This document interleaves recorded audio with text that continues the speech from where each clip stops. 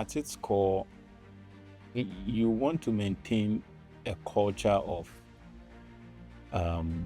debate and that support structures for good decision making. So if you do that, you'll always have dissenting voices, and you must listen to these voices. So at the time we're going to build the office, friends will tell you that, are you okay?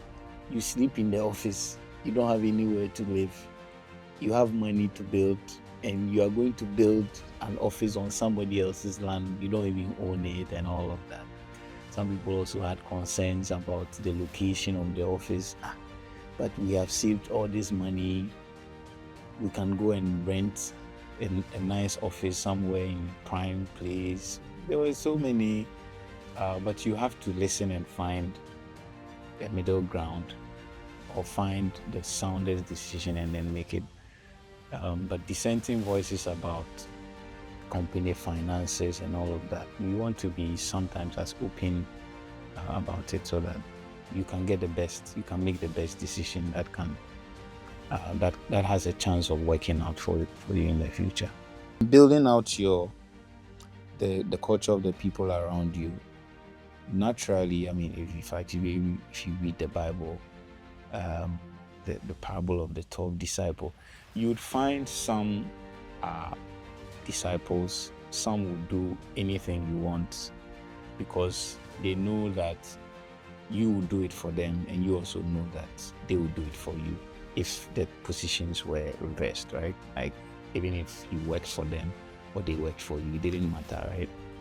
Then you'd also have those who, depending on the situation, would play the devil's advocate or would argue otherwise. There are those also that would be people that will question but have options for you. It's a mixture. You don't want to have one type of people. Otherwise, it has its own. So I like to keep people who would question me, people who would support me when it's needed, people who, it depends. It's just a good natural selection of people around you, and it's fairly easy to come by that natural selection.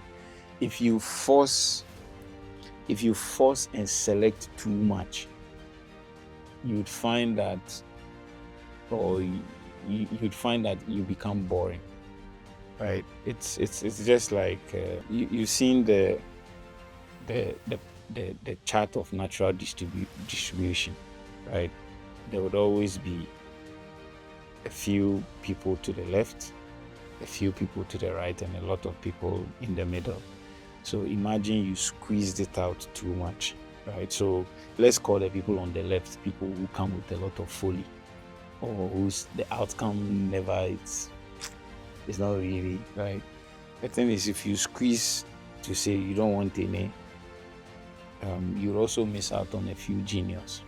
So if you allow natural selection around you, I think it's the best. I don't necessarily handpick people of a particular type to follow.